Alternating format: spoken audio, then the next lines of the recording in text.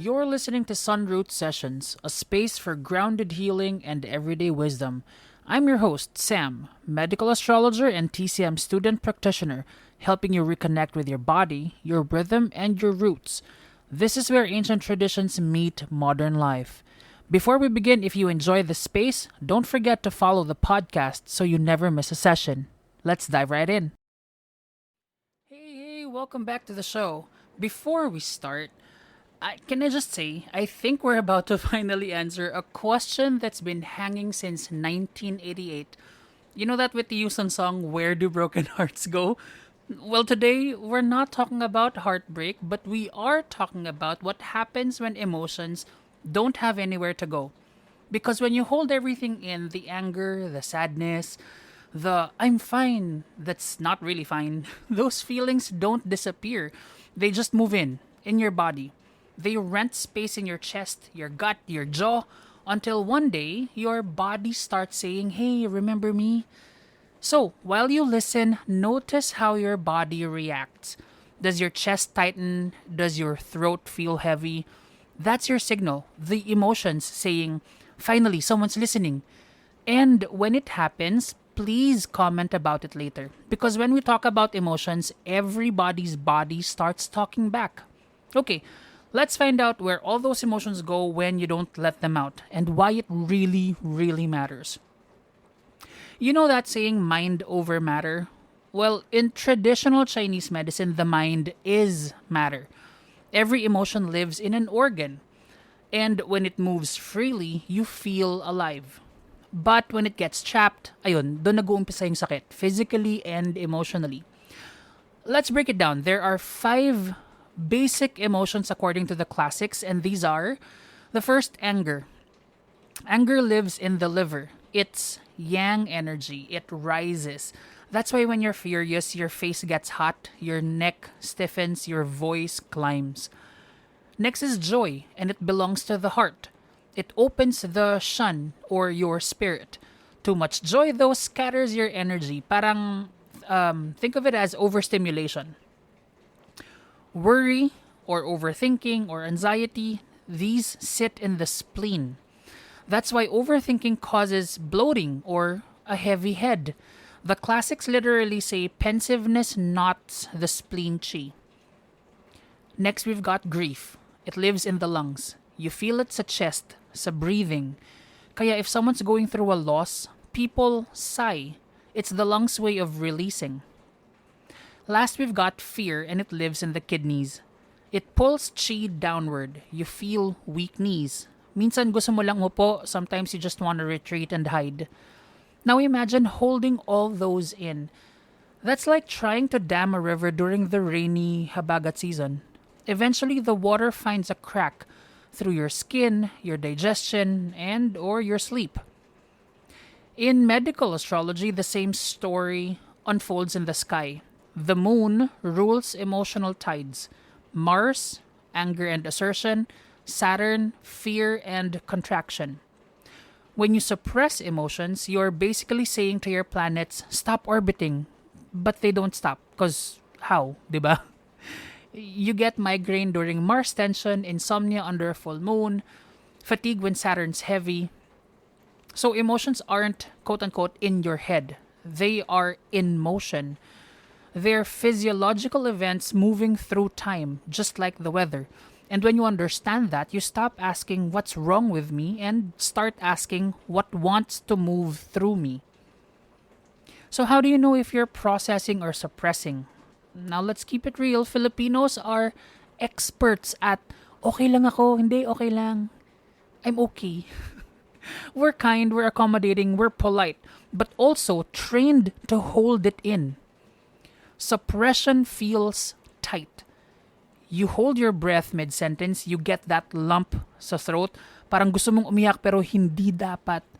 Your shoulders rise, your stomach clenches.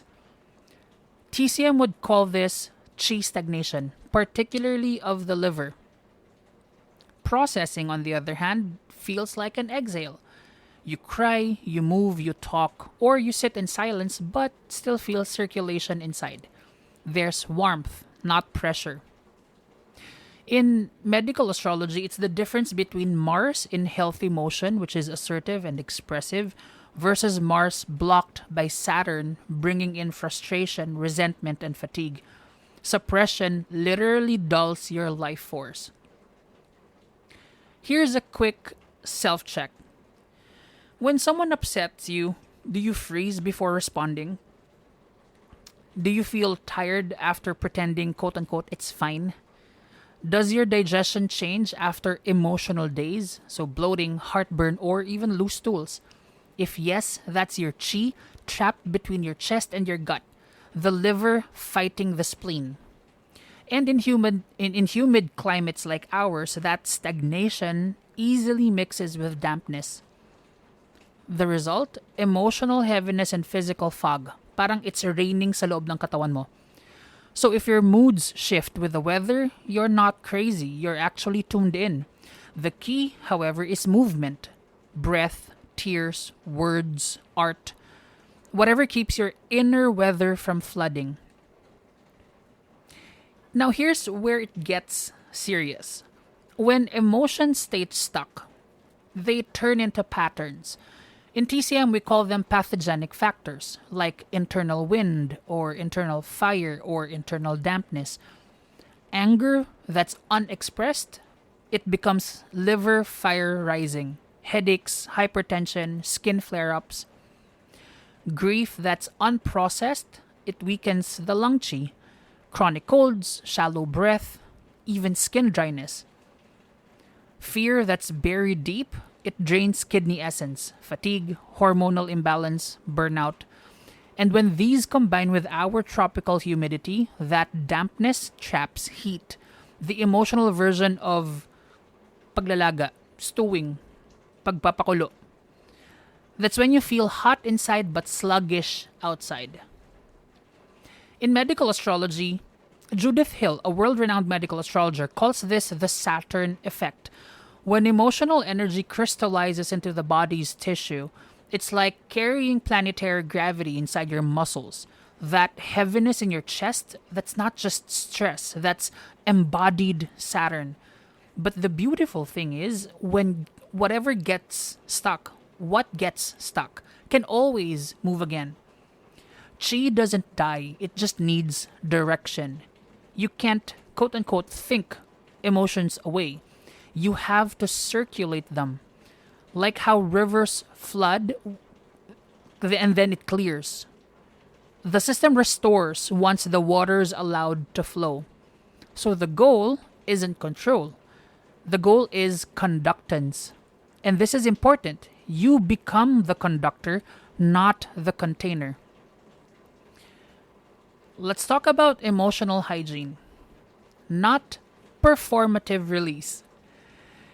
You know that good vibes only culture? Yeah, that's suppression disguised as spirituality. Real release looks messier. In TCM, it's called harmonizing emotions. You don't chase happiness, you restore flow. Here are grounded body based ways to do that. 1. Sweat gently. Humidity traps dampness, sweating clears it. Do light movement when Mars energy is strong, so mornings or early afternoons. Don't overheat, just move until your breath deepens. Side note, I have an upcoming episode on how much exercise is enough exercise, so you'll want to watch out for that. 2. Breathe with the lungs, not with your mind. The lungs govern letting go. Long exhales, sighs, even humming clear the energy of grief. That's why karaoke is low-key therapy for us Pinoys, diba? 3. Eat warm and simple meals. The spleen hates dampness. Avoid too much cold food, milk tea, or sugary iced drinks. That heaviness after comfort food, that's emotional dampness too. Number 4, write or speak, pero no audience required. You're processing, not performing. Talking to your journal, your pet, or even recording voice notes, all those count. 5. Cry without judgment. Tears release heart and lung chi. They're water's way of reminding you that it's okay to flow. Astrologically, the best release windows, when the moon is waning or after a full moon, that's the body's natural exhale. During full moons, emotions rise. Great for awareness, not for confrontation. Emotional hygiene isn't about being dramatic, it's about maintenance. You brush your teeth daily, you should rinse your emotions too. Because when you let energy stagnate, your body eventually detoxes it for you through illness or breakdowns. It's better to choose the outlet consciously, di ba? Alright, let's make this last part practical. Your emotions need airtime every day, not once a year during breakdown season. Here's a quick daily ritual, a 5-minute chi and emotion check in. Step 1, feel your breath. Are you breathing shallowly or deeply? Shallow means your lungs are holding grief. Deep means they're releasing. Step 2, scan your jaw, chest, and belly. Tight jaw means suppressed words. Tight chest, suppressed sadness. Tight belly, suppressed worry. Step 3, ask, what's alive in me right now? Don't analyze, just name it. Naming moves chi from confusion to clarity. Step 4, move it. Shake, stretch, sway, walk. TCM says the liver governs movement, so movement literally frees emotions. Step 5, close with gratitude. That's heart chi, expanding again. Do this before sleeping or when you wake up. 5 minutes lang. In astrology, this aligns with the moon cycles too. New moon, name what's rising emotionally. Full moon, release what's overflowing. Waning moon, rest. Waxing moon, rebuild your joy. And look, here in the Philippines, our emotions mimic our weather. We don't have winter, but we have bagyo season. And just like storms, emotions need to rain somewhere. So don't fear the emotional flood. Learn to guide it. That's emotional mastery, not avoidance. Because when you stay emotionally unclogged, your chi flows, your organs harmonize, your chart sings. That's what wholeness feels like. Not perfection, but participation. Thanks for tuning in to Sunroot Sessions. If today's episode helped you feel seen, grounded, or just a little more curious, share it with someone who needs it. You can also book a session with me or join our growing community via the links in the description. Until next time, stay rooted, stay radiant.